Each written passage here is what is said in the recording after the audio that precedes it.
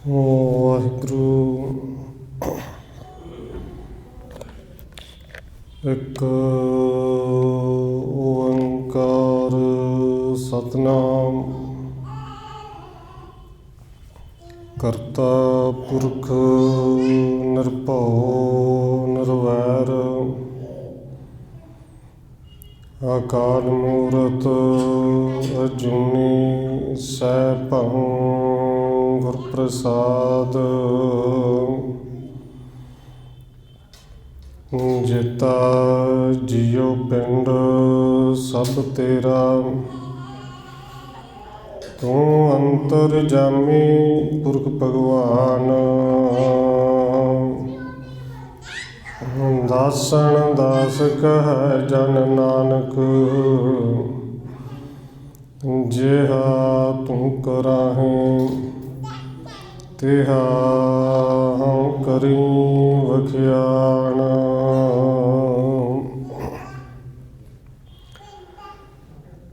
ਗੁਰ ਨਾਨਕ ਪਦ ਪੰਕਜ ਬੰਦਨ, ਪਦ ਪੰਕਜ ਬੰਦਨ।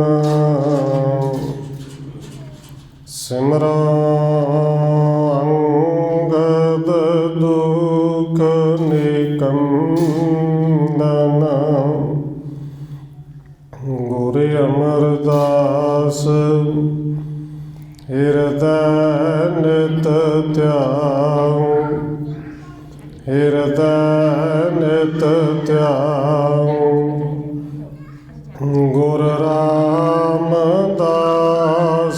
ਗੁਣ ਗਾਉ, ਗੁਰ ਅਰਜਨ ਬਿਘਨ ਕੇ ਨਾਸਕ, ਬਿਘਨ ਕੇ ਨਾਸਕ।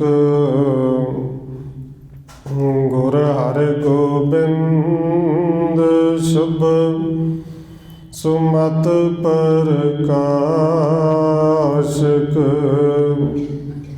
ਸ਼੍ਰੀ ਹਰਿ ਰਾਇ ਨਮੋ ਕਰ ਜੋਰੀ, ਨਮੋ ਕਰ ਜੋਰੀ। ਸ਼੍ਰੀ ਹਰਿ ਕ੍ਰਿਸ਼ਨ ਨਾਮ ਬਹੋਰੀ। ਗੁਰੂ ਤੇਗ ਬਹਾਦਰ ਪਰਮ ਕਿਰਪਾਲਾ ਜੀ, ਪਰਮ ਕਿਰਪਾਲਾ। ਗੁਰ ਗੋਬਿੰਦ ਸਿੰਘ ਬਿਸਾਲਾ, ਤਰੋਂ ਤਾਰਾ ਪਰ ਪੁਨ ਪੁਨ ਸੀਸਾ ਜੀ, ਪੁਨ ਪੁਨ ਸੀਸਾ। ਬੰਦੋਂ ਬਾਰ ਬਾਰ ਜਗਦੀਸ਼, ਤਰੋਂ ਤਾਰਾ ਪਰ ਪੁਨ ਪੁਨ ਸੀਸਾ ਜੀ, ਪੁਨ ਪੁਨ ਸੀਸਾ। ਬੰਦੋਂ ਬਾਰ ਬਾਰ ਜਗਦੀਸ਼। ਜਿਸ ਮੈਂ ਅੰਮ੍ਰਿਤ ਗਿਆਨ ਹੈ, ਮਾਣਕ ਭਗਤ ਬੈਰਾਗ। ਸ਼੍ਰੀ ਗੁਰੂ ਗ੍ਰੰਥ ਸਾਹਿਬ ਉਦਦ, ਬੰਦੋਂ ਕਰ ਅਨੁਰਾਗ। ਏਕ ਓੰਕਾਰ ਸਤਿਗੁਰੂ ਜੇ ਪ੍ਰਸਾਦ ਸਚ ਹੋਏ। ਵਾਹਿਗੁਰੂ ਜੀ ਕੀ ਫਤਿਹ ਹੈ, ਬਿਘਨ ਬਿਨਾਸਨ ਸੋਏ। ਏਕ ਓੰਕਾਰ ਸਤਿਗੁਰੂ ਜੇ ਪ੍ਰਸਾਦ ਸਚ ਹੋਏ। वाहिगुरु जी की फतेह है, बिघन विनाशन सोए। वाहिगुरु जी करन राज से तप एह जानो, सुनो शांत के तप जो बखानो। नाम गुरु बाणी जिस काल, सुनत पढ़त नर आलस टाल।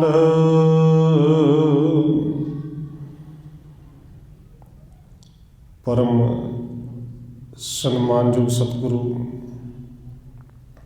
चवर छत्र तखत दे मालक हाजरा हजूर जहरा जहूर शब्द गुरु, जुगों जुग अटल सतगुरु, धन श्री गुरु ग्रंथ साहिब महाराज सच्चे पातशाह जी की पावन पवित्र हजूरी अंदर जुड़ बैठे सतसंगी जनों, आप जी वड्डे भागां वाले हो जो सत्कारयोग पूजनीक धन माता राजकौर जी दे पावन स्थान गुरुद्वारा मंजी साहिब विखे शामां दे दीवानां दीयां हाजरियां पढ़ रहे हो। आओ रोजाना की तरह धन गुरु नानक देव सच्चे पातशाह जी की चल रही लड़ीवार इतिहास कथा के नाल अगलेरी सांझ पाउण तो पहला असीस बख्शिश करो जी, रसना नूं करो पवित्र, जितने भी जुड़ बैठे हो लवाओ हाजरी। सारे आखो जी वाहिगुरु जी का खालसा, वाहिगुरु जी की फतेह।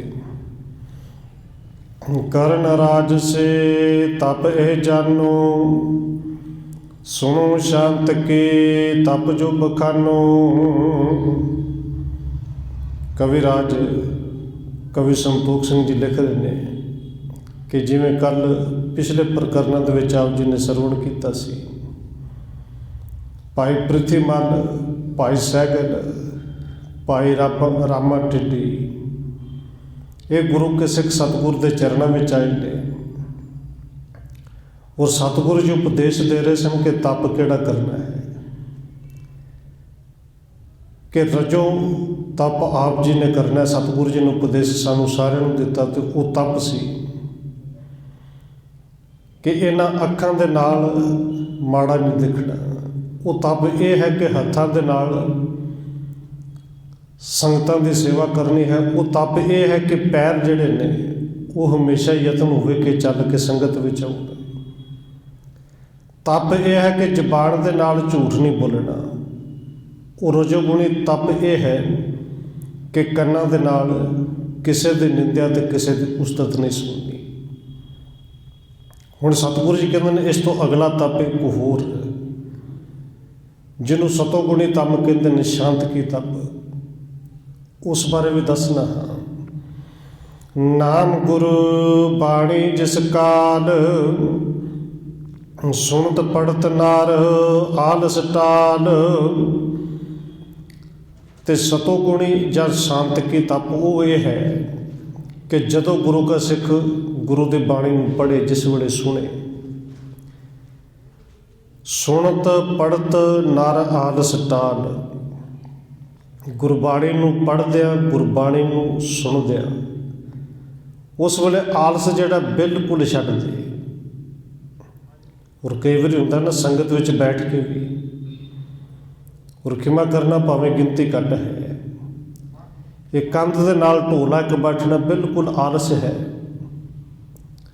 क्योंकि इधर चित्त नहीं ना। और जिथे चित्त लग्या हो फिर उत्थे ढोल लगती हुई। एक तो शरीर जिहड़ा वो सावधान हो, दूसरा मन भी आलसी नहीं होण देना। सतगुरु जी कहते हैं बाणी पढ़द्या सुनद्या आलस नूं बिल्कुल दूर कर दो। और आलस दूर करना केवल सिर्फ इन्ना नहीं कि सुते पे उठ के ते आलस दूर हो गया। इत्थे मन के आलस नूं भी दूर करना कि मन होर पासे जावे ना। मन तह समय निकस कत जाए, बार बार रुके बरे आई। ਜਦੋਂ ਨਾਮ ਜਪਣਾ ਹੈ, ਗੁਰੂ ਦੀ ਬਾਣੀ ਨੂੰ ਪੜ੍ਹਦਾ ਹੈ ਜਾਂ ਸੁਣਦਾ ਹੈ, ਮਨ ਵਿੱਚੋਂ ਨਿਕਲ ਕੇ ਕਿਤੇ ਜਾਏ ਨਾ। ਇਹ ਬਾਰ-ਬਾਰ ਯਤਨ ਕਰਦਾ ਕਿ ਸਾਨੂੰ ਛੱਡ ਕੇ ਘਰਾਂ ਨੂੰ ਜਾਂਦਾ ਹੈ, ਬਾਜ਼ਾਰਾਂ ਨੂੰ ਜਾਂਦਾ ਹੈ, ਪਰ ਮਨ ਨੂੰ ਰੋਕ ਕੇ ਰੱਖਣਾ, ਇਹਨੂੰ ਬਾਹਰ ਜਾਣ ਨਹੀਂ ਦੇਣਾ। ਮਨ ਰੋਕਤ ਨਹਿ ਆਲਸ ਕਰਹਿ, ਮਨ ਕਰ ਸ਼ਰਮਤ ਸ਼ਬਦ ਮਹਿ ਧਰਹਿ। ਸਤਿਗੁਰੂ ਜੀ ਕਹਿੰਦੇ ਨੇ ਭਾਈ ਸਿੱਖੋ, ਮਨ ਨੂੰ ਰੋਕਦਿਆਂ ਹੋਇਆਂ ਬਿਲਕੁਲ ਆਲਸ ਨਹੀਂ ਕਰਨਾ ਕਿ ਨਿਕਲ ਗਿਆ ਕੋਈ ਗੱਲ ਨਹੀਂ, ਥੋੜ੍ਹਾ ਬਹੁਤਾ ਘੁੰਮ ਆਵੇ। ਨਹੀਂ, ਸਤਿਗੁਰੂ ਜੀ ਕਹਿੰਦੇ ਨੇ ਮਨ ਨੂੰ ਰੋਕਣਾ ਹੈ, ਔਰ ਜ਼ੋਰੋਂ ਜ਼ੋਰੀ ਰੁਕਣਾ, ਧੱਕੇ ਦੇ ਨਾਲ ਰੁਕਣਾ। ਰੁਕਦਾ ਥੋੜ੍ਹੀ ਹੈ, ਪਰ ਧੱਕੇ ਨਾਲ ਰੁਕਣਾ ਹੈ। ਕਿਵੇਂ ਰੁਕਣਾ? ਕਹਿੰਦੇ ਮਨ ਕਰ ਸ਼ਰਮਤ ਸ਼ਬਦ ਮਹਿ ਧਰਹਿ, ਕਿ ਇੱਥੇ ਮਿਹਨਤ ਜਿਹੜੀ ਮਨ ਦੇ ਨਾਲ ਕਰਨੀ ਹੈ। ਮਨ ਮਿਹਨਤ ਕਰਕੇ ਜ਼ੋਰ ਲਾ ਕੇ ਉਹਨੂੰ ਸ਼ਬਦ ਦੇ ਨਾਲ ਜੋੜ ਕੇ ਰੱਖਣਾ ਹੈ। ਬਾਜ ਮਸਾਲਾ ਦੇਵਹਿ, ਜੋ ਖਾਵੈ ਨਹਿ ਸੋਏ। ਹੁਣ ਇਹ ਸਵਾਲ ਸਾਡੇ ਸਾਰਿਆਂ ਤੋਂ ਹੁੰਦਾ ਹੈ ਕਿ ਮਨ ਨਹੀਂ ਲੱਗਦਾ, ਤੇ ਮਨ ਨੇ ਲੱਗਣਾ ਵੀ ਨਹੀਂ। ਸਤਿਗੁਰੂ ਜੀ ਉਦਾਹਰਨ ਦਿੰਦੇ ਨੇ, ਮਨ ਕਿਉਂ ਨਹੀਂ ਲੱਗਦਾ। ਹੁਣ ਕਹਿੰਦੇ ਨੇ ਘੋੜਾ ਹੈ, ਤੇ ਘੋੜੇ ਨੂੰ ਜਦੋਂ ਘੋੜੇ ਦਾ ਮਾਲਕ ਮਸਾਲਾ ਦਿੰਦਾ ਹੈ, ਆਓ ਜੀ ਜਾਣਦੇ ਹੋ, ਘੋੜਾ ਬਿਮਾਰ ਹੋ ਜਾਏ ਤੇ ਮਸਾਲਾ ਦਿੱਤਾ ਜਾਂਦਾ ਹੈ। ਬਿਮਾਰ ਨਾ ਹੋਵੇ ਇਸ ਕਰਕੇ ਪਹਿਲੋਂ ਵੀ ਦਿੱਤਾ ਜਾਂਦਾ ਹੈ। ਤੇ ਘੋੜੇ ਨੂੰ ਮਸਾਲਾ ਦੇਣਾ, ਜਿੰਨਾ ਘੋੜੇ ਰੱਖੇ ਨੂੰ ਜਾਣਦੇ ਨੇ, ਮੱਝਾਂ ਗਾਵਾਂ ਤਕਰੀਬਨ ਸਭ ਨੇ ਦੇਖਿਆ ਹੋਣਾ ਕਿ ਮਸਾਲਾ ਉਹਨਾਂ ਨੂੰ ਵੀ ਦੇਣਾ ਸੌਖਾ ਨਹੀਂ, ਪਰ ਘੋੜਾ ਜਿਹੜਾ ਉਹ ਤਾਂ ਬਹੁਤ ਔਖਾ ਲੈਂਦਾ ਹੈ। ਔਰ ਮਾਲਕ ਨੂੰ ਪਤਾ ਮਸਾਲਾ ਦੇਣਾ ਪੈਣਾ, ਇਹਨੇ ਤੰਦਰੁਸਤ ਤਾਂ ਹੋਣਾ ਹੈ। ਸਤਿਗੁਰੂ ਜੀ ਕਹਿੰਦੇ ਮਨ ਵੀ ਘੋੜੇ ਦੀ ਤਰ੍ਹਾਂ ਹੈ, ਨਹੀਂ ਟਿਕਦਾ, ਟੱਕੇ ਨਾਲ ਟਿਕਾਓ, ਧੱਕੇ ਦੇ ਨਾਲ ਖਿੱਚ ਕੇ ਲੈ ਕੇ ਆਓ। ਔਰ ਭੱਟ ਚਾਂਦ ਜੀ ਦਾ ਉਹ ਕਵਿਤ ਕਿ ਸ਼ਾਇਦ ਕੱਲ੍ਹ ਵੀ ਸਾਂਝਾ ਕੀਤਾ ਸੀ, ਮਨ ਲੋਚੇ ਬੁਰਾਈਆਂ ਗੁਰ ਸ਼ਬਦੀ ਇਹ ਮਨ ਹੂੜੀਏ। ਮਨ ਨਹੀਂ ਇਸ ਪਾਸੇ ਆਉਣ ਦੀ ਰਾਜੀ ਹੁੰਦਾ ਤੇ ਬੁਰਾਈਆਂ ਲੋਚਦਾ ਹੈ, ਪਰ ਗੁਰੂ ਦੇ ਸ਼ਬਦ ਨਾਲ ਇਹਨੂੰ ਰੋਕਣਾ, ਔਰ ਬਦੋ ਬਦੀ ਰੋਕਣਾ, ਧੱਕੇ ਦੇ ਨਾਲ ਰੋਕਣਾ ਹੈ। ਤਿਉ ਮਨ ਭਰਮਤ ਦਸ ਦਿਸ਼ਾ, ਸ਼ਬਦ ਨਾ ਪ੍ਰੇਮੀ ਹੋਏ। ਮਨ ਦੇ ਵਿੱਚ ਸ਼ਬਦ ਦਾ ਪ੍ਰੇਮ ਕੋਈ ਨਹੀਂ ਲੱਗਦਾ ਛੇਤੀ ਕੀਤਿਆਂ, ਇਹ ਦਸਾਂ ਦਿਸ਼ਾਵਾਂ ਦੇ ਵਿੱਚ ਭਟਕਦਾ ਹੈ। ਜਿਵੇਂ ਘੋੜੇ ਨੂੰ ਉਹਦਾ ਬਾਲਕ ਮਸਾਲਾ ਦਿੰਦਾ ਹੈ, ਉਰੇ ਆਪ ਜੀ ਜਾਣਦੇ ਹੋ ਕਿ ਜਦੋਂ ਪਸ਼ੂ ਨੂੰ ਮਸਾਲਾ ਦਿੱਤਾ ਜਾਏ, ਕਈ ਵਾਰੀ ਤਾਂ ਨਾਲਾਂ ਬਣੀਆਂ ਹੁੰਦੀਆਂ ਸਨ ਲੱਕੜ ਦੀਆਂ, ਔਰ ਜੇ ਨਾ ਤਾਂ ਕਈ ਵਾਰੀ ਫਿਰ ਹੱਥ ਨਾਲ ਹੀ ਮੁੱਠੀ ਭਰ ਕੇ ਪਾਇਆ ਜਾਂਦਾ ਸੀ। ਔਰ ਮਾਲਕ ਉਦੋਂ ਤੱਕ ਮੁੱਠੀ ਬਾਹਰ ਨਹੀਂ ਸੀ ਕੱਢਦਾ, ਮੂੰਹ ਦੇ ਵਿੱਚ ਪਤਾ ਸੀ ਕਿ ਦੰਦ ਕਿਹੜੇ ਪਾਸੇ ਨੇ, ਇੱਕ ਸਾਈਡ ਤੋਂ ਪਾਉਣਾ ਹੈ, ਦੰਦ ਵੀ ਨਾ ਵੱਜੇ। ਹੱਥ ਵੀ ਉਦੋਂ ਤੱਕ ਅੰਦਰ ਰਵੇ ਜਦੋਂ ਤੱਕ ਮਸਾਲਾ ਅੰਦਰ ਜਾਵੇ ਨਾ। ਹੁਣ ਸਤਿਗੁਰੂ ਕਹਿੰਦੇ ਨੇ ਬਸ ਮਨ ਨੂੰ ਉਦੋਂ ਤੱਕ ਖਿੱਚ ਕੇ ਰੱਖੋ ਜਦੋਂ ਤੱਕ ਜੁੜ ਨਾ ਜਾਏ। ਪੁਨ ਤਾਹੈ ਜੇ ਤਾਹੈ ਖੁਵਾਵਣ ਹਾਰਾ, ਕਰ ਰਾਖਤ ਅਸ ਬਦਨ ਮਝਾਰਾ। ਸਤਿਗੁਰੂ ਜੀ ਕਹਿੰਦੇ ਨੇ ਜਿਵੇਂ ਮਸਾਲਾ ਖਵਾਉਣ ਵਾਲਾ ਘੋੜੇ ਦਾ ਮਾਲਕ ਘੋੜੇ ਦੇ ਮੂੰਹ ਦੇ ਵਿੱਚ ਹੱਥ ਉਦੋਂ ਤੱਕ ਰੱਖੀ ਰੱਖਦਾ, ਇਹ ਕਹਿ ਲਈਏ ਕਿ ਆਮ ਪਸ਼ੂ ਛੇਤੀ ਖਾ ਜਾਂਦੇ ਨੇ, ਘੋੜਾ ਛੇਤੀ ਨਗਾਉਂਦਾ ਹੀ ਨਹੀਂ, ਪਰ ਫਿਰ ਉਹ ਮਸਾਲਾ ਦੇਣ ਵਾਲਾ ਵੀ ਢੀਠ ਹੋ ਜਾਂਦਾ ਕਿ ਜਦੋਂ ਤੱਕ ਨਾ ਨਗਾਏਗਾ ਹੱਥ ਤੇ ਬਾਹਰ ਆਉਣਾ ਹੀ ਨਹੀਂ। ਸਮਾਂ ਆਉਂਦਾ ਕਿ ਘੋੜੇ ਨੂੰ ਅੰਦਰ ਨਾ ਚਾਹੁੰਦੇ ਹੋਏ ਲਿਜਾਣਾ ਪੈਂਦਾ ਹੈ। ਹੋਏ ਤਖਤ ਸੋ ਖਾਏ ਮਸਾਲਾ, ਰੋਗ ਦੇਹ ਮਿਟ ਜਾਤ ਵਿਸਾਲਾ। ਉਹ ਹਾਰ ਕੇ ਥੱਕ ਕੇ ਮਸਾਲਾ ਘੋੜਾ ਦੇ ਖਾ ਜਾਂਦਾ ਹੈ ਤੇ ਉਹ ਤੰਦਰੁਸਤ ਵੀ ਹੁੰਦਾ ਹੈ। ਜੇ ਆਲਸਕਾਰ ਨਹੀਂ ਖਵਾਵੇ, ਤੋ ਲਗ ਰੋਗ ਨਾ ਅਸੁ ਕੋ ਜਾਵੇ। ਜੇ ਘੋੜੇ ਦਾ ਮਾਲਕ ਹੀ ਆਲਸ ਹੋ ਜੇ, ਆਲਸ ਕਰ ਜੇ ਕਿ ਬੜੇ ਔਖੇ ਹੋਣਾ ਪੈਣਾ, ਬੜੀ ਮੁਸ਼ਕਿਲ ਦੇਣਾ ਪੈਣਾ, ਛੱਡ ਪਰ, ਤੇ ਘੋੜਾ ਕਦੇ ਠੀਕ ਨਹੀਂ ਹੋਵੇਗਾ। ਇਹ ਮਨ ਵੀ ਤਾਂ ਇਸੇ ਤਰ੍ਹਾਂ ਦਾ ਬਿਮਾਰੀ ਹੈ ਨਾ ਜੀ। ਉਦਮ ਤੇ ਕਰਨਾ ਪਏਗਾ, ਮਿਹਨਤ ਕਰਨੀ ਪਏਗੀ। ਹੈ ਮੁਖ ਮੈਂ ਜੋ ਦੀਨ ਮਸਾਲਾ, ਸੋਪੇ ਡਾਰ ਦੇਤ ਤਤਕਾਲਾ। ਕਹਿੰਦੇ ਕਈ ਵਾਰੀ ਘੋੜੇ ਦੇ ਮੂੰਹ 'ਚ ਮਸਾਲਾ ਪਾਈਏ ਤਾਂ ਝਟਪਟ ਉਸੇ ਵੇਲੇ ਮੂੰਹ ਤੋਂ ਬਾਹਰ ਵੀ ਕੱਢ ਦਿੰਦਾ ਹੈ, ਦੁਬਾਰੇ ਫਿਰ ਦੇਣਾ ਪੈਂਦਾ ਕਿ ਇਸ ਵਾਰੀ ਕਾਮਯਾਬੀ ਹੋ ਜਾਏਗੀ। ਪਰ ਮਾਲਕ ਜਿਹੜਾ ਉਹ ਦੇਣੋਂ ਹਟਦਾ ਨਹੀਂ। ਮਨ ਤੁਰੰਗ ਦੁਰਵਾਸਨਾ ਦੀਰਘ ਰੋਗ ਸੋ ਜਾਨ। ਸਤਿਗੁਰੂ ਜੀ ਕਹਿੰਦੇ ਨੇ ਭਾਈ ਸਿੱਖੋ, ਮਨ ਵੀ ਬਿਲਕੁਲ ਘੋੜੇ ਦੀ ਤਰ੍ਹਾਂ ਹੈ, ਘੋੜਾ ਹੀ ਹੈ। ਘੋੜਾ ਮਸਾਲਾ ਬਾਰ ਬਾਰ ਸੁੱਟਦਾ ਹੈ, ਔਰ ਇਹ ਜਿਹੜਾ ਮਨ ਰੂਪੀ ਹੈ ਘੋੜਾ, ਇਹ ਬਾਰ ਅੰਦਰੋਂ ਵਾਸ਼ਨਾਵਾਂ ਨੂੰ ਅੰਦਰ ਖਿੱਚਦਾ ਹੈ। ਇਹਦੇ ਅੰਦਰ ਦੁਰਗੰਧ ਭਰੀ ਪਈ ਹੈ ਵਾਸ਼ਨਾ ਦੀ, ਔਰ ਵਾਸ਼ਨਾ ਦਾ ਬੜਾ ਵੱਡਾ ਰੋਗੀ ਹੈ। ਸ਼ਬਦ ਧਿਆਨ ਮੈਂ ਜੋਰਨੋ ਭੇਖਜ ਤਾਂ ਪਹਿਚਾਨ। ਹੁਣ ਸਤਿਗੁਰੂ ਜੀ ਕਹਿੰਦੇ ਨੇ ਮਨ ਨੂੰ ਸ਼ਬਦ ਦੇ ਵਿੱਚ ਜੋੜਨਾ ਬਸ ਇਹ ਦਵਾਈ ਹੈ। ਸ਼ਬਦ ਜਪੇ ਸ਼ਬਦ ਨੈ ਮਨ ਸਮਝਾਇਓ, ਕਾਜੈ ਕਰਨ ਬਾਜ ਸਮ ਭਾਇਓ। ਕਹਿੰਦੇ ਜਦੋਂ ਸ਼ਬਦ ਗੁਰੂ ਨੇ ਇਸ ਮਨ ਨੂੰ ਸਮਝਾ ਲਿਆ, ਪਹਿਲੋਂ ਤੇ ਹੱਠ ਕਰਨਾ ਪਏਗਾ। ਸ਼ਬਦ ਦਾ ਅਭਿਆਸ ਕਰਕੇ ਇਹ ਵਾਸਨਾਵਾਂ ਤੋਂ ਜਾਣੋਂ ਹਟ ਗਿਆ। ਔਰ ਸਤਿਗੁਰੂ ਜੀ ਨੇ ਪਾਵਨ ਬਚਨ ਕਿਹਾ ਧੰਨ ਗੁਰੂ ਰਾਮਦਾਸ ਜੀ ਨੇ, ਗੁਰ ਗਿਆਨ ਦਿਓ ਮਨ ਸਮਝਾ। ਵੈਸੇ ਨਹੀਂ ਸਮਝਦਾ, ਪਰ ਸ਼ਬਦ ਨੇ ਜਦੋਂ ਗਿਆਨ ਦੇ ਦਿੱਤਾ ਇਹਨੂੰ ਸਮਝ ਪਏਗੀ। ਘੋੜੇ ਦੀ ਤਰ੍ਹਾਂ ਜਦੋਂ ਘੋੜਾ ਮਸਾਲਾ ਮੂੰਹ ਦੇ ਵਿੱਚ ਪਾ ਲਵੇ ਤੇ ਠੀਕ ਹੁੰਦਾ, ਜਦੋਂ ਮਨ ਸਮਝ ਜਾਵੇ ਮਨ ਆਪਣੇ ਆਪ ਹੀ ਠੀਕ ਹੋਵੇਗਾ। ਔਰ ਬਾਬਾ ਕਬੀਰ ਜੀ ਨੇ ਤਾਂ ਇੱਕ ਪਾਵਨ ਬਚਨ ਕਿਹਾ ਹੈ ਕਿ ਮਨ ਸ਼ੈਤਾਨ ਬੜਾ ਹੈ, ਪਰ ਜਦੋਂ ਇਹ ਮਨ ਸਮਝ ਜਾਵੇ ਇਹਦੇ ਵਰਗਾ ਮਿੱਤਰ ਵੀ ਕੋਈ ਨਹੀਂ। ਬਾਬਾ ਕਬੀਰ ਜੀ ਕਹਿੰਦੇ ਮਨ ਹੀ ਮਨ ਸੋ ਕਹੇ ਕਬੀਰਾ, ਮਨਸਾ ਮਿਲਿਆ ਨਾ ਕੋਈ। ਮਨ ਵਰਗਾ ਮਿੱਤਰ ਕਿੱਥੇ ਹੈ ਜਦੋਂ ਇਹ ਰੱਬ ਵਾਲੇ ਪਾਸੇ ਲੱਗ ਜਾਏ। ਪਰ ਜਦੋਂ ਤੱਕ ਲੱਗਦਾ ਨਹੀਂ, ਗੁਰੂ ਸਾਹਿਬ ਜੀ ਕਹਿੰਦੇ ਨੇ ਫਿਰ ਮਿਹਨਤ ਕਰ, ਇਹਨੂੰ ਧੱਕੇ ਦੇ ਨਾਲ ਲਾ। ਜਨਮ ਮਰਨ ਕੋ ਰੋਗ ਬਿਦਾਰਾ, ਇਹ ਸ਼ਾਂਤ ਕੇ ਤਪ ਸੋ ਸੁਖਾਰਾ। ਸਤਿਗੁਰੂ ਜੀ ਕਹਿੰਦੇ ਨੇ ਇਹ ਸਤੋਗੁਣੀ ਤਪ ਹੈ, ਸ਼ਾਂਤ ਕੀ ਤਪ ਹੈ। ਇੱਕ ਵਾਰੀ ਮਨ ਨੂੰ ਕਿਤੇ ਸਮਝਾ ਲਈਏ, ਸਮਝ ਜੇ, ਇੰਨੀ ਕੁ ਮਿਹਨਤ ਕਰ ਲਈਏ ਤੇ ਜਨਮ ਮਰਨ ਦੇ ਦੁੱਖ ਕੱਟੇ ਜਾਂਦੇ ਨੇ। ਸੁਣ ਕੈ ਸਿਰ ਨਾਨਕ ਕੇ ਬਚਨਾ, ਇਨ ਤੀਨੋਂ ਕੀਨੋ ਮਨ ਖਚਨਾ। ਗੁਰੂ ਸਾਹਿਬ ਦੇ ਬਚਨ ਗੁਰੂ ਕੇ ਸਿੱਖਾਂ ਨੇ ਸੁਣੇ ਤੇ ਉਸੇ ਵੇਲੇ ਬਿਲਕੁਲ ਮਨ ਨੂੰ ਉਸੇ ਤਰ੍ਹਾਂ ਢਾਲਣਾ ਸ਼ੁਰੂ ਕਰ ਦਿੱਤਾ, ਮੰਨ ਵੀ ਲਿਆ। ਜਹ ਸਤ ਸੰਗਤ ਸੁਣੈ ਸਿਧਾਵੈ, ਸੇਵਾ ਕਰੇ ਸ਼ਬਦ ਮੁਖ ਗਾਵੈ। ਭਾਈ ਪ੍ਰਿਥੀਮਲ, ਭਾਈ ਸਹਿਗਲ, ਭਾਈ ਰਾਮਾ ਟਿੱਡੀ, ਇਹ ਤਿੰਨਾਂ ਨੇ ਸਵਾਲ ਕੀਤਾ ਸੀ। ਹੋਰ ਵੀ ਜਿੰਨੇ ਸਿੱਖਾਂ ਨੇ ਸੁਣਿਆ, ਬਸ ਸਾਰੇ ਉਸ ਦਿਨ ਤੋਂ ਜਿੱਥੇ ਸੁਣਦੇ ਨੇ ਕਿ ਕਿਤੇ ਸਤ ਸੰਗਤ ਹੋ ਰਹੀ, ਉੱਥੇ ਚੱਲ ਕੇ ਜਾਂਦੇ ਨੇ।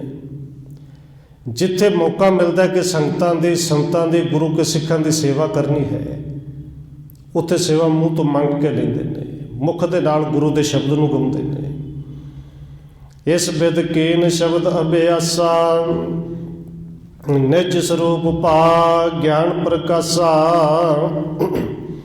ਕਹਿੰਦੇ ਇਸ ਤਰ੍ਹਾਂ ਸ਼ਬਦ ਗਾ ਕੇ ਉਹਨਾਂ ਤਿੰਨਾਂ ਸਿੱਖਾਂ ਨੇ ਸ਼ਬਦ ਗਾਉਣ ਦਾ ਅਭਿਆਸ ਵੀ ਕੀਤਾ ਤੇ ਸ਼ਬਦ ਗਾ ਕੇ ਸ਼ਬਦ ਦੇ ਵਿਚਾਰ ਸਮਝ ਕੇ ਉਹਨਾਂ ਨੇ ਆਪਣੇ ਨਿਜ ਦੇ ਰੂਪ ਨੂੰ ਵੀ ਜਾਣ ਲਿਆ।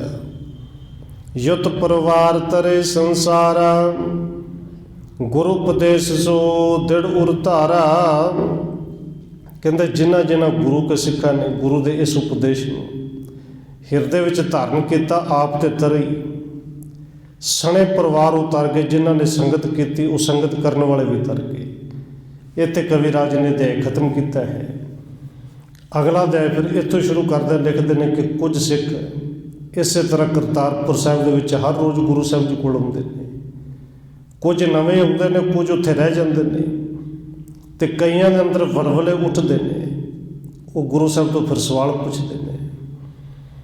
ਸ੍ਰੀ ਅੰਗਤ ਸੁਣ ਕਥਾ ਅਗਾਰੀ, ਬੈਠੇ ਪ੍ਰਭ ਧਰਮਸਾਲ ਮਝਾਰੀ। ਅਗਲਾ ਅਧਿਆਇ ਸ਼ੁਰੂ ਕਰਦੇ ਕਵਿਰਾਜ ਲਿਖਦੇ ਨੇ ਕਿ ਭਾਈ ਬਾਲਾ ਜੀ ਧੰਨ ਗੁਰੂ ਅੰਗਦ ਸਾਹਿਬ ਜੀ ਨੂੰ ਕਥਾ ਸੁਣਾ ਰਹੇ ਨੇ ਕਿ ਸਤਿਗੁਰੂ ਜੀ ਹੁਣ ਅਗਲੀ ਕਥਾ ਸੁਣੋ। ਧੰਨ ਗੁਰੂ ਨਾਨਕ ਦੇਵ ਸੱਚੇ ਪਾਤਸ਼ਾਹ ਜੀ ਕਰਤਾਰਪੁਰ ਸਾਹਿਬ ਧਰਮਸ਼ਾਲਾ ਦੇ ਵਿੱਚ ਬੈਠਦੇ ਨੇ। ਨਰ ਅਨੇਕ ਦਰਸ਼ਨ ਹਿਤੇ ਆਵੈ, ਸ਼ਬਦ ਸੁਣੇ ਰਹਿ ਬਹੁਰ ਸਿਧਾਵੈ। ਬਹੁਤ ਸਾਰੇ ਲੋਕ ਜਿਹੜੇ ਨੇ, ਬਹੁਤ ਸਾਰੇ ਸਿੱਖ ਸੰਗਤਾਂ, ਹਿੰਦੂ ਵੀਰ, ਮੁਸਲਮਾਨ ਵੀਰ ਗੁਰੂ ਸਾਹਿਬ ਦੇ ਚਰਨਾਂ ਵਿੱਚ ਆਉਂਦੇ ਨੇ, ਗੁਰੂ ਸਾਹਿਬ ਤੋਂ ਸ਼ਬਦ ਸੁਣਦੇ ਨੇ। ਸ਼ਬਦ ਦੇ ਵਿਚਾਰ ਸੁਣ ਕੇ ਕਈਆਂ ਦਾ ਇੰਨਾ ਪਿਆਰ ਬਣਦਾ ਕਿ ਉਹ ਗੁਰੂ ਸਾਹਿਬ ਦੇ ਚਰਨਾਂ ਵਿੱਚ ਕਈ ਮਹੀਨੇ ਰਹਿ ਜਾਂਦੇ ਨੇ, ਕਈ ਦਰਸ਼ਨ ਕਰਕੇ ਵਾਪਸ ਚਲੇ ਜਾਂਦੇ ਨੇ।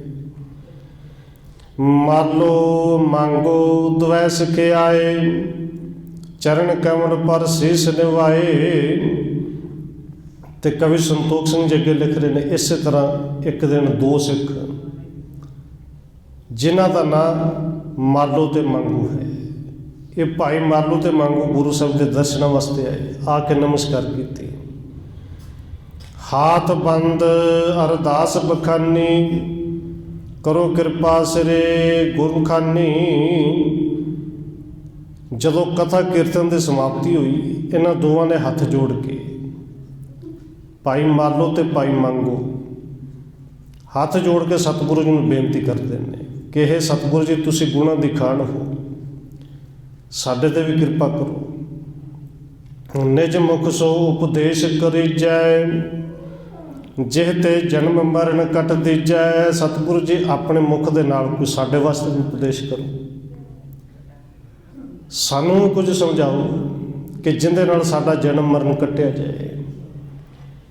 ਇਉਂ ਸੁਣਾ ਜਿਨ ਕਰਨਾ ਰਸ ਨੈਨਾ, ਭਗਤ ਪ੍ਰਕਾਸ਼ਣ ਹਿਤ ਕਹਿ ਬੈਨਾ। ਕਹਿੰਦੇ ਸਤਿਗੁਰੂ ਧੰਨ ਗੁਰੂ ਨਾਨਕ ਸਾਹਿਬ ਸੱਚੇ ਪਾਤਸ਼ਾਹ ਜੀ, ਜਿਨ੍ਹਾਂ ਦੇ ਨੈਣ ਹੀ ਕਰੁਣਾ ਦੇ ਨਾਲ ਭਰੇ ਹੋਏ ਨੇ, ਕਿਰਪਾ ਦੇ ਨਾਲ ਭਰੇ ਹੋਏ ਨੇ, ਭਗਤੀ ਦਾ ਪ੍ਰਕਾਸ਼ ਕਰਨ ਵਾਸਤੇ, ਆਪਣੇ ਸਿੱਖਾਂ ਨੂੰ ਸੁੱਖ ਦੇਣ ਵਾਸਤੇ ਗੁਰੂ ਸਾਹਿਬ ਨੇ ਬਚਨ ਕੀਤੇ। ਅਗਨ ਤਾਪਨਾ ਜਲ ਮਹਿ ਰਹਿਣੋ, ਬ੍ਰਤ ਕਰਨੋ ਸੀਤੋਸ਼ਨ ਸਹਿਣੋ।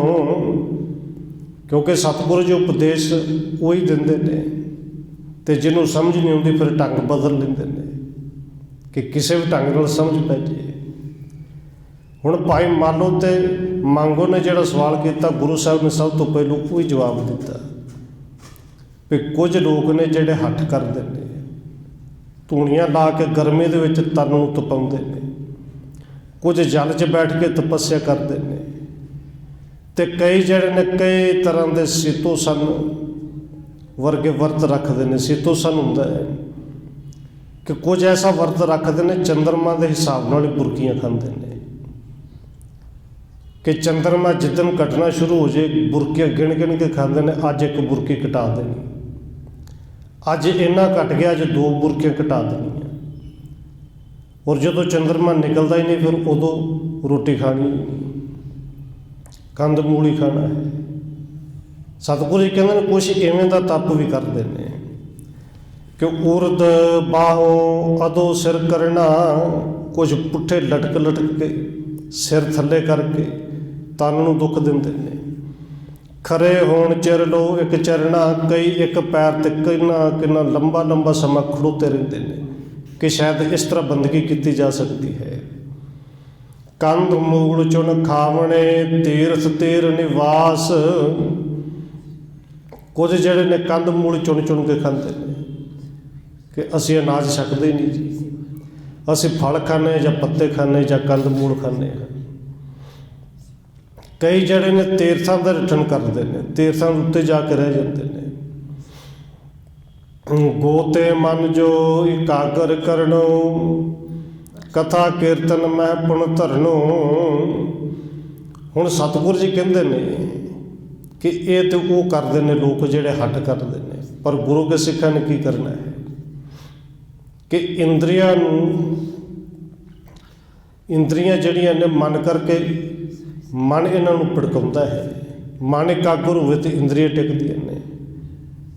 ਕੁਝ ਨੇ ਜਿਹੜੇ ਹੱਠ ਕਰਕੇ ਇੰਦਰੀਆਂ ਨੂੰ ਟਿਕਾਉਂਦੇ ਨੇ, ਪਰ ਗੁਰੂ ਕੇ ਸਿੱਖੋ ਹੱਠ ਸਿਰਫ ਇੰਨਾ ਕੁ ਕਰਨਾ ਕਿ ਮਨ ਨੂੰ ਖਿੱਚ ਕੇ ਰੱਖਣਾ ਹੈ।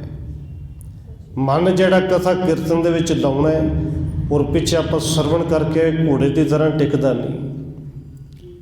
ਘੋੜੇ ਨੂੰ ਮਸਾਲਾ ਧੱਕੇ ਨਾਲ ਦੇਣਾ ਪੈਂਦਾ, ਮਨ ਨੂੰ ਧੱਕੇ ਨਾਲ ਟਿਕਾਉਣਾ ਪੈਂਦਾ ਹੈ। रुच युत गुणन गावना सुननो, मिल के सत संगत नित गुणनो। गुरु के सिखो तुसी पुट्ठे नहीं लटकना, धूणियां नहीं सिखनियां, तन नूं दुख नहीं देना। बस तुसी ये काम करना है कि संगत विच मिल के गुरु दे परमेश्वर दे सोहणे जस नूं गाउणा है, शब्दां नूं गाउणा है, जस सुनना है। संगत विच मिल के उनके विचार करनी है। कर्म ताम से करण दुखारे, यह जो राज से लखो सुखारे। सतगुरु जी कहते हैं पुट्ठे लटकना, जल दे विच बैठना, धूणियां थकाउणियां, ये तामसी तप ने, बड़े औखे ने। ये गुरु के सिखो तुहानूं करन दी लोड़ नहीं, बस तुसीं राजसी तप करो। तो राजसी तप है कि मन नूं रोकना है, गुरबाणी नूं पढ़ना है, सुनना है, विचारना है। हत्थां दे नाल सेवा करनी, पैर ਜਿਹੜੇ ਨੇ संगत विच चल के जाण। इहदे वास्ते तन नूं दुख देण दी लोड़ नहीं। फल विसाल है थोर कमाई, तिन मेहनत बड़ लगू फल पाई। सतगुरु कहंदे ने ये राजसी तप जिहड़ा इहदे विच मेहनत घट है। देखो संगत विच चौंकड़ा मार के बैठना ही है ना, घंटा अद्धा घंटा, इहदे वास्ते कोई बहुती मेहनत नहीं। पर जिहड़ा तप वो करदे ने, धूणियां थकाउणा, पुट्ठा लटकना, एक पैर ते खलोना, तो शरीर नूं बड़ा दुख है। हुण गुरु साहिब जी समझाउंदे ने ये सौखा तरीका भाई, इहदे विच मेहनत घट है पर फल ज़्यादा मिलदा है। फल विसाल है थोर कमाई, तिन मेहनत बड़ लघु फल पाई। पर दूसरे जिहड़े तप करदे ने तामसी, उन्हां दी मेहनत ज़्यादा, फल घट मिलता है। सुनत प्रशन मालो कहियो, फल मेहनत अनुसार। हुण देखो इस गल नूं समझना, गुरु साहिब जी कहंदे ने मेहनत घट है, फल ज़्यादा मिलता है। दूजे पासे जिहड़े तप करते हैं मेहनत ज़्यादा है, उन्होंने फल घट मिलता है। घट के मिलता भी नहीं, मिलता होएगा तो बहुत घट। पर यह सुन के भाई मालो जी उन्होंने एक सवाल किया कि सतगुरु जी मन दे विच ते शंका आ गई कि ये तो सुनिया से मेहनत के अनुसार फल मिलता है, जिन्नी कोई मेहनत करे उन्ना ही फल मिलता है। ये तो संसारिक कार विहार इस तरह ना जी, जिन्नी मेहनत करे उन्ने रुपये ज़्यादा कमा लेंदा है। करत अल्प फल अल्प है वो, बहु को गुण सुख सार। भाई मालो कहते हैं सतगुरु जी थोड़ी मेहनत करने दे नाल थोड़ा फल मिलता है, बहुती मेहनत करने बहुता फल मिलता है। ये तो असीं जानने सन। मिल है फल मेहनत अनुसारी, पुण तुम भाखो रीत नियारी। इन्ना कुछ सानू सब नूं पता सी कि मेहनत अनुसार फल मिलता है। पर सतगुरु जी अज तुसीं गल एक वक्री कीती, कह लिए कि बिल्कुल उस तो उल्ट कीती है। हुण समझाओ कि किवें। यह संसा मेरे मन परो, किरपा तार याको पर हरो। सतगुरु जी शंका मन विच पै गया, कृपा करो शंके की निवृत्ति करो कि वाकई थोड़ी मेहनत नाल ज़्यादा फल मिलता है तो ज़्यादा मेहनत नाल घट फल मिलता है। क्योंकि वो जिहड़ी मेहनत है वो गुरमत के अनुसार ही नहीं, वो मन की मर्जी है। पर जिहड़ी गुरमत अनुसार मेहनत है बिल्कुल घट है, वो फल वाकई ज़्यादा मिलता है। हुण सतगुरु जी इत्थे जुगती नाल फिर समझाते हैं, सगरे जगत बिखै असरिता, तिसते कही आप विपरीता। भाई मालो जी कहते हैं तो सारे संसार की रीत इस तरह है, जिन्नी मेहनत उन्ना ही फल है। पर सतगुरु जी तुझे तू बिल्कुल विपरीत किया है, उल्ट किया है। जिस प्रकार है निशा हमारी, सो समझावो रीत सुखारी। सतगुरु जी जिंदे नाल साडी तसल्ली हो जाए, मन का शंका पूरी तरह मिट जाए। कोई उस तरह की सौखी जी रीत दसो, मर्यादा दसो, सौखे ढंग नाल समझाओ। सिरमुख पढ़ियो ना संसार कीजै, जग में प्रगट सो बिद सुन लीजै। सतगुरु कहते हैं भाई मालू जी शंका न कर, ये जगत में जो कुछ सुनिया है ना, ये जो कुछ मैं कहा ये भी जगत में प्रचलित है। और जगत में बड़िया उदाहरण ने, बड़ी बड़ी मेहनत करते हैं। हुण दिहाड़ीदार देखो, जिन्ने 8-10 घंटे वो कई होंदे ने मेहनत करते हैं, किन्ना को फल मिलता है। ये तो सारे जगत की रीत है ना। हुण सतगुरु जी सानू जगत की रीत भी तो समझाते हैं कि जिहड़ी तू क्या जिन्नी मेहनत उन्ना फल वो भी देख ले। एक नार बनते समुदाय आने, बेच बाजार करत गुजराने। हुण देखो वो जिहड़ी मेहनत शरीर दी है, पर जिहड़ी मेहनत गुरु साहब जी कहते हैं वो मन दी है। और हकीकत है कि मन की मेहनत शरीर नालों ज़्यादा होती। वैसे एक बारी 4 दिहाड़ीदार दिहाड़ी ना मिली, दोपहर का समा हो गया, गुरसिख मिलिया तो जो पूछा भाई बड़े उदास बैठे जी, कहते दिहाड़ी कोई नहीं मिली, जो कुछ ना कुछ लैके गए तो शाम की रोटी बच्चों ने खानी है, नहीं तो अज रात उस भुखे सोना पैना है। हुण गुरसिख कहता कि मेरे नाल चलो, पूरी दिहाड़ी देंगा, सिर्फ 4 घंटे बाकी ने। घर लै गया, जल पानी छकाया, घंटा इन्ने च लंघ गया। हुण कहते 3 घंटे बचे ने, दिहाड़ी पूरी देनी है, बस काम की करना है जी, चौंकड़े मार के बह जाओ तो सतनाम वाहिगुरू जपो। 3 घंटे जपना है। 15-20 मिनट तो गुरु गुरु किया, उठ के हाथ जोड़ के चले गए कि यह काम साडे तो नहीं होंदा। कई जिन्नी मर्जी चला लो, चाहे 8 घंटे की बजाय 10 घंटे भी चला लेंगे, पर यह काम साडे तो नहीं होंदा। इन्ना सौखा भी नहीं, पर इहदे विच मेहनत कोई नहीं, शरीरक मेहनत कोई नहीं ज़्यादा। हुण गुरु साहब जी उदाहरण देंदे ने, कहते एक नार बनते समुदाय आने, बेच बाजार करत गुजराने। संसार की उदाहरण देना सतगुरु जी कहते हैं। एक लकड़ वड्ढन वाला है, सारा दिन जंगल च जाके लकड़ा वड्ढदा, किते सौखा काम है, कदे रुख के उत्ते चढ़ना, उत्ते जाके उन्होंने किते आरी नाल वड्ढना, किते कुहाड़ी नाल वड्ढना, उन्होंने छांटी करके उनकी पंडा बन्ननियां, पंड बन के फिर बाजार च बेचना। करत मजूरे बहु श्रम पावे, तिन को मूल बेच कर आवे। सारा दिन इन्नी मेहनत करते हैं, हट भनवी मेहनत करते हैं, उन्होंने बाजार च वेचते हैं तो मुल किन्ना को मिलता है?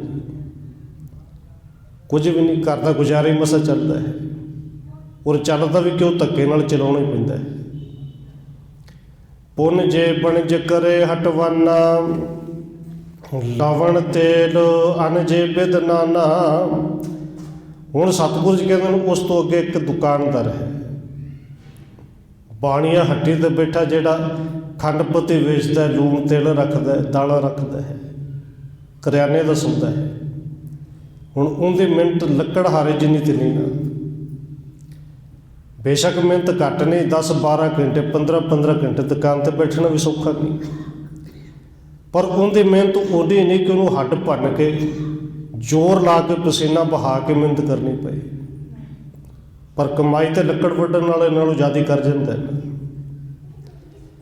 तिन ते इनको लाभ कनेरो, श्रम थोरो है प्रगट सो हेरो। सतगुरु कहते संसार च वेखना भाई, वो दुकानदार ने मेहनत घट की, पर ज़्यादा मेहनत करने वाले नालों कमाई दुकानदार ज़्यादा ले गया।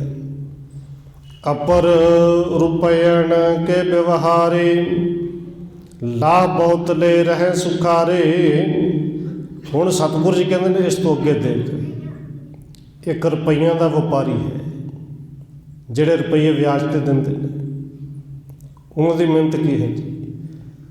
बेशक सारा दिन वो लेटे रहन, सुते रहन, रुपये दिते, एक कागज़ ते कापी ते लिख ले, महीने बाद व्याज आ जानी है।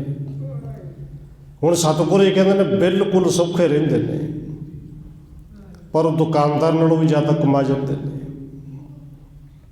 ਇੱਕ ਜਵਾਹਰੇ ਸੁਖ ਸੋ ਬੈਸੇ, ਤਨ ਕੋ ਖੇਦ ਨਹਿ ਕੈਸੇ। ਹੁਣ ਸਤਿਗੁਰੂ ਕਹਿੰਦੇ ਨੇ ਇੱਕ ਵਪਾਰੀ ਉਹ ਨੇ ਜਿਹੜੇ ਜੌਹਰੀ ਨੇ, ਹੀਰੇ ਜਵਾਹਰਾਤ ਦਾ ਵਪਾਰ ਕਰਦੇ ਨੇ। ਹੁਣ ਕਰਿਆਨੇ ਵਾਲਾ ਤਾਂ ਫਿਰ ਵੀ ਸਾਰਾ ਦਿਨ ਬੈਠਦਾ, ਕਦੇ ਨਾ ਕਦੇ ਕੱਪੜੇ ਗੰਦੇ ਹੋਣਗੇ, ਮੈਲੇ ਹੋਣਗੇ, ਕੁਝ ਨਾ ਕੁਝ ਤੋਲ ਕੇ ਦੇਣਾ, ਕੁਝ ਨਾ ਕੁਝ ਤਾਂ ਮਿਹਨਤ ਕਰਦਾ ਹੀ ਹੈ। ਪਰ ਉਹਨੇ ਕੀ ਤੋਲਣਾ ਜਿਹੜਾ ਹੀਰਿਆਂ ਦਾ ਵਪਾਰੀ ਹੈ। ਇਸੇ ਲੱਗਾ ਸੋਹਣੀ ਦੁਕਾਨ 'ਚ ਬੈਠਾ ਸਾਰਾ ਦਿਨ, ਭਾਵੇਂ ਵਿਹਲਾ ਬੈਠਾ ਰਹੇ, ਉਰੇ ਹੈ ਵੀ ਹਕੀਕਤ। ਇਹਨਾਂ ਦੁਕਾਨਾਂ 'ਤੇ ਬਹੁਤੇ ਗਾਹਕਾਂ ਦੀ ਭੀੜ ਨਹੀਂ ਹੁੰਦੀ। ਹੁਣ ਸਤਿਗੁਰੂ ਜੀ ਕਹਿੰਦੇ ਨੇ ਮੁਕਤਾ ਹੀਰੇ ਬਣਜੇ ਸੋਏ, ਲਾਭ ਵਿਸਾਲ ਸਭਨ ਤੇ ਹੋਈ। ਉਹ ਹੀਰੇ ਤੇ ਮੋਤੀਆਂ ਦਾ ਵਪਾਰ ਕਰਦਾ ਹੈ, ਔਰ ਕਈ ਵਾਰੀ ਉਹਦਾ ਸਾਲ ਕੁਝ ਵੀ ਨਹੀਂ ਵਿਕਦਾ। ਸਾਲ, ਡੇਢ ਸਾਲ, 2 ਸਾਲ ਦੇ ਵਿੱਚ ਇੱਕ ਵੀ ਹੀਰਾ ਵਿਕ ਜੇ, ਉਹਨੇ ਆਪਣੇ ਸਾਰੇ ਘਾਟੇ ਵੀ ਪੂਰੇ ਕਰ ਜਾਣੇ ਨੇ, ਔਰ ਪ੍ਰਾਫਿਟ ਵੀ ਇੰਨਾ ਕੁ ਕਮਾ ਜਾਣਾ ਹੈ ਕਿ ਜਿਹੜਾ ਹੋਰ ਕੋਈ ਵੀ ਨਹੀਂ ਕਮਾਉਂਦਾ। ਹੁਣ ਸਤਿਗੁਰੂ ਕਹਿੰਦੇ ਉਹਨੇ ਤਾਂ ਮਿਹਨਤ ਕੋਈ ਨਹੀਂ ਨਾ ਕੀਤੀ, ਪਰ ਉਹ ਲਾਭ ਸਭ ਤੋਂ ਜ਼ਿਆਦਾ ਲੈ ਗਿਆ ਹੈ। ਤਪ ਸੋ ਜੋ ਤਾਪਸੇ ਸ਼ਰਮ ਬਹੁ ਦੇਹੀ, ਗਿਆਨ ਪ੍ਰਾਪਤ ਹੋਏ ਨਾ ਕਹੀ। ਸਤਿਗੁਰੂ ਜੀ ਕਹਿੰਦੇ ਨੇ ਇਸੇ ਤਰ੍ਹਾਂ ਧਰਮ ਦੀ ਦੁਨੀਆ ਦੇ ਵਿੱਚ ਹੈ ਭਾਈ। ਜਿਹੜੇ ਤਾਮਸੀ ਤਪ ਕਰਦੇ ਨੇ, ਤਨ ਨੂੰ ਦੁੱਖ ਦਿੰਦੇ ਨੇ, ਮਿਹਨਤ ਤੇ ਬੜੀ ਕਰਦੇ ਨੇ, ਸਰੀਰ ਨੂੰ ਦੁੱਖ ਬੜਾ ਦਿੰਦੇ ਨੇ, ਪਰ ਸਰੀਰ ਨੂੰ ਦੁੱਖ ਦੇ ਕੇ ਗਿਆਨ ਥੋੜ੍ਹੀ ਪ੍ਰਾਪਤ ਹੁੰਦਾ ਹੈ। ਗਿਆਨ ਪ੍ਰਾਪਤ ਹੋਏ ਨਾ ਕਹੀ, ਤੇ ਜਦੋਂ ਤੱਕ ਗਿਆਨ ਹੀ ਨਹੀਂ ਘਿਉਣਾ, ਉਦੋਂ ਤੱਕ ਫਲ ਕਿਹੜਾ ਮਿਲ ਜਾਣਾ ਹੈ। ਕਥਾ ਕੀਰਤਨ ਪੜਨ ਸੁਣ ਤੇ, ਦ੍ਰਿੜ ਉਪਾਸਨਾ ਹੋਤ ਗੁਣਨ ਤੇ। ਸਤਿਗੁਰੂ ਜੀ ਕਹਿੰਦੇ ਨੇ ਭਾਈ ਸੱਚਾ ਗਿਆਨ ਜਿਹੜਾ ਹੈ, ਜਿਹਨੂੰ ਬ੍ਰਹਮ ਦਾ ਗਿਆਨ ਕਿਹਾ ਹੈ, ਰੱਬ ਦਾ ਗਿਆਨ ਕਿਹਾ ਹੈ, ਉਹ ਤੇ ਕਥਾ ਕੀਰਤਨ ਪੜ੍ਹ ਕੇ ਸੁਣ ਕੇ ਇਹਦੇ ਨਾਲ ਹੋਣਾ ਹੈ। ਤੇ ਇਹਦੇ ਵਿੱਚ ਮਨ ਨੂੰ ਜਿਹੜਾ ਧੱਕੇ ਨਾਲ ਲਾਉਣਾ ਪੈਂਦਾ, ਇਹਨੇ ਕੁ ਮਿਹਨਤ ਕਰਨੀ ਪੈਂਦੀ ਕਿ ਮਨ ਨੂੰ ਧੱਕੇ ਨਾਲ ਇੱਧਰ ਲਾਉਣਾ ਹੈ। ਦ੍ਰਿੜ ਉਪਾਸਨਾ ਜਬ ਭਈ ਹੋਏ, ਆਵਤ ਤਪ ਗਿਆਨ। ਸਤਿਗੁਰੂ ਜੀ ਕਹਿੰਦੇ ਨੇ ਜਦੋਂ ਮਨ ਦ੍ਰਿੜ ਹੋ ਜੇ, ਧੱਕੇ ਦੇ ਨਾਲ ਖਿੱਚ ਕੇ ਇੱਧਰ ਲਾਇਆ ਲੱਗ ਜੇ, ਬਸ ਉਦੋਂ ਗਿਆਨ ਹੁੰਦਾ ਹੈ। ਤਾਂ ਤੇ ਤਪ ਇਹ ਸੰਤ ਕੇ ਲਾਭ ਬਹੁਤ ਪਹਿਚਾਣ। ਇਸ ਕਰਕੇ ਸਤਿਗੁਰੂ ਜੀ ਕਹਿੰਦੇ ਨੇ ਜਿਹੜਾ ਲਾਭ ਗਿਆਨ ਦੇ ਵਿੱਚੋਂ ਹੈ ਨਾ, ਉਹ ਲਾਭ ਸਰੀਰ ਨੂੰ ਦੁੱਖ ਦੇ ਕੇ ਥੋੜ੍ਹੀ ਹੈ। ਗਿਆਨ ਦੇ ਨਾਲ ਮਨ ਸਮਝਣਾ, ਤੇ ਮਨ ਸਮਝੇ ਤੋਂ ਬਿਨਾਂ ਫਲ ਮਿਲਣਾ ਹੀ ਕੋਈ ਨਹੀਂ। ਉਰੇ ਸਤਿਗੁਰੂ ਜੀ ਦਾ ਪਾਵਨ ਬਚਨ ਆਪਾਂ ਪੜ੍ਹਦੇ ਹਾਂ, ਕੁੰਭੇ ਬੱਧਾ ਜਲ ਰਹਿ, ਜਲ ਬਿਨ ਕੁੰਭ ਨਾ ਹੋਏ। ਗਿਆਨ ਕਾ ਬੱਧਾ ਮਨ ਰਹਿ, ਗੁਰ ਬਿਨ ਗਿਆਨ ਨਾ ਹੋਏ। ਗਿਆਨ ਤੋਂ ਬਿਨਾਂ ਮਨ ਨਹੀਂ ਟਿਕਣਾ, ਤੇ ਜਦੋਂ ਮਨ ਟਿਕ ਜੇ, ਇਹਦੇ ਵਿੱਚ ਸਭ ਤੋਂ ਵੱਡਾ ਲਾਭ ਹੈ। ਤੇ ਗਿਆਨ ਗੁਰੂ ਤੋਂ ਬਿਨਾਂ ਨਹੀਂ ਮਿਲਦਾ। ਇਸ ਕਰਕੇ ਸ਼ਬਦ ਨੂੰ ਪੜ੍ਹਨਾ ਹੈ, ਸ਼ਬਦ ਨੂੰ ਸੁਣਨਾ ਹੈ, ਸ਼ਬਦ ਨੂੰ ਵਿਚਾਰਨਾ ਹੈ, ਸਭ ਤੋਂ ਵੱਡਾ ਲਾਭ ਮਿਲੇਗਾ। ਇਸ ਬਿਦ ਸੁਣ ਮੰਗੋ ਗੁਰ ਬਚਨਾ, ਬਾਣੀ ਪੜਨ ਕੀਨ ਮਨ ਖਚਨਾ। ਇਸ ਤਰ੍ਹਾਂ ਸਤਿਗੁਰੂ ਦੇ ਬਚਨ ਸੁਣ ਕੇ ਭਾਈ ਮੰਗੋ, ਉਸ ਦਿਨ ਤੋਂ ਮਨ ਦੇ ਨਾਲ ਹੱਠ ਕਰਕੇ, ਜਿੱਦ ਕਰਕੇ ਕਿ ਮਨ ਲੱਗੇ ਨਾ ਲੱਗੇ ਬਾਣੀ ਪੜ੍ਹਨੀ ਹੈ। ਮਨ ਕਰੇ ਗੁਰਦੁਆਰੇ ਜਾਣ ਨੂੰ, ਭਾਵੇਂ ਨਾ ਕਰੇ ਪਰ ਜਾਣਾ ਹੀ ਜਾਣਾ ਹੈ। ਇੰਨਾ ਸਮਾਂ ਬੈਠਣਾ ਹੀ ਬੈਠਣਾ ਹੈ। ਭਾਈ ਮੰਗੋ ਜਿਹੜਾ ਹੈ ਉਹ ਬਾਣੀ ਪੜ੍ਹਨ ਲੱਗਿਆ, ਮਨ ਨੂੰ ਬਾਣੀ ਦੇ ਵਿੱਚ ਲਾਉਣ ਲੱਗਿਆ। ਸਨਮੁਖ ਮਾਲੋ ਸੁਣ ਹੈ ਤਬ ਹੀ, ਬੈਠ ਰਖੇ ਕ ਸੰਕੋਚੈ ਸਭ ਹੀ। ਔਰ ਇਹ ਕਰਦਿਆਂ ਕਿਤੇ ਬਹੁਤਾ ਸਮਾਂ ਨਹੀਂ ਲੱਗਿਆ। ਭਾਈ ਮਾਲੋ ਹਜੇ ਗੁਰੂ ਸਾਹਿਬ ਦੇ ਸਾਹਮਣੇ ਬੈਠਾ ਹੈ, ਕਹਿੰਦੇ ਬੈਠ ਰਖੀਕ ਸੰਕੋਚੈ ਸਭ ਹੀ। ਗੁਰੂ ਸਾਹਿਬ ਦੇ ਸਾਹਮਣੇ ਬੈਠ ਕੇ ਉਪਦੇਸ਼ ਸੁਣਦੇ ਉਹਨੇ ਆਪਣੀ ਇੰਦਰੀਆਂ ਨੂੰ ਸੰਕੋਚ ਲਿਆ। ਔਰ ਸਤਿਗੁਰੂ ਧੰਨ ਗੁਰੂ ਨਾਨਕ ਸਾਹਿਬ ਜੀ ਨੇ ਤੇ ਪਾਵਨ ਬਚਨ ਬਾਣੀ ਦੇ ਵਿੱਚ ਵੀ ਕਹੇ ਨੇ, ਬਲਿਹਾਰੀ ਗੁਰ ਆਪਣੇ ਦਿਹਾੜੀ ਸਦਵਾਰ, ਜਿਨ ਮਾਨਸ ਤੇ ਦੇਵਤੇ ਕੀਏ, ਕਰਤ ਨਾ ਲਾਗੀ ਵਾਰ। ਕਿਤੇ ਦਿਨ ਮਹੀਨੇ ਸਾਲ ਥੋੜ੍ਹੀ ਲੱਗਦੇ ਨੇ। बस शब्द किते समझ विच आ जाए, सुरत विच टिक जाए, तो उस वेले अंदर ਦੀ ਜਿਹੜੀ ਤਬਦੀਲੀ ਹੋ ਜਾਂਦੀ। ਭਾਈ ਮਾਲੋ ਤੇ ਅੰਦਰ ਦੀ ਤਬਦੀਲੀ ਹੋਈ। ਭਾਈ ਮਾਲੋ ਦਾ ਅੰਦਰ ਜਿਹੜਾ ਬਦਲ ਗਿਆ। ਅੱਗੇ ਗੁਰੂ ਸਾਹਿਬ ਜੀ ਨੇ ਹੋਰ ਬਹੁਤ ਸਾਰੇ ਸਿੱਖ ਆਉਣੇ ਨੇ। ਭਾਈ ਮਾਲੋ ਕਹਿੰਦੇ ਮਿਲ ਕੇ ਕੀਰਤਨ ਬਹੁਤ ਉੱਚ ਰਹੇ, ਕਰ ਇਕਾਗਰਤਾ ਮਨ ਧਰੇ। ਇਹ ਹੁਣ ਕੀਰਤਨ ਵੀ ਕਰਨ ਲੱਗ ਗਿਆ, ਮਿਲ ਕੇ ਸੰਗਤਾਂ ਵਿੱਚ ਬੈਠਦਾ, ਕੀਰਤਨ ਨੂੰ ਸੁਣਦਾ, ਅਭਿਆਸ ਕਰਦਾ, ਕੀਰਤਨ ਕਰਦਾ ਹੈ, ਮਨ ਨੂੰ ਯਤਨ ਕਰਦਾ ਕਿ ਇਕਾਗਰ ਕਰਕੇ ਰੱਖਦਾ ਹੈ। ਤਿਨ ਕੇ ਰਸਨਾ ਸਾਧ ਵਿਸਾਲਾ, ਸੁਨਤ ਪ੍ਰੇਮ ਜਾਗੇ ਤਤਕਾਲਾ। ਭਾਈ ਮਾਲੋ ਨੇ ਮਨ ਨੂੰ ਇੰਨਾ ਟਿਕਾਇਆ ਕਿ ਰਸਨਾ ਦੇ ਵਿੱਚ ਇੰਨਾ ਕੁ ਰਸ ਆ ਗਿਆ, ਜਿਹੜੀ ਉਹਦੇ ਰਸਨਾ ਤੋਂ ਜਿਹੜਾ ਵੀ ਕੋਈ ਸ਼ਬਦ ਸੁਣਦਾ ਹੈ, ਗੁਰੂ ਦੀ ਬਾਣੀ ਨੂੰ ਸੁਣਦਾ ਹੈ, ਉਹਦੇ ਅੰਦਰ ਪ੍ਰੇਮ ਪੈਦਾ ਹੋ ਜਾਂਦਾ ਹੈ। ਔਰ ਸਤਿਗੁਰੂ ਜੀ ਇਸੇ ਤਰ੍ਹਾਂ ਗੁਰੂ ਕੇ ਸਿੱਖ ਹੋਰ ਆਉਂਦੇ ਨੇ, ਉਹਨਾਂ ਨੂੰ ਵੀ ਸਮਝਾਉਂਦੇ ਨੇ। ਬਾਕੀ ਦਾ ਪ੍ਰਸੰਗ ਆਪਾਂ ਕੱਲ੍ਹ ਸਾਂਝਾ ਕਰਾਂਗੇ, ਹੋਈਆਂ ਭੁੱਲਾਂ ਦੀ ਖਿਮਾ।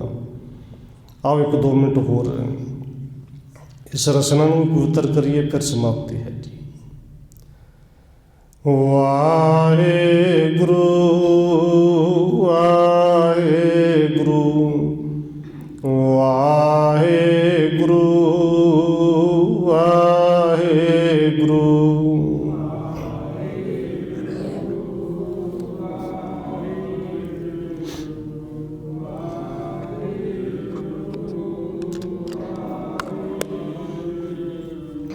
ਵਾਹਿਗੁਰੂ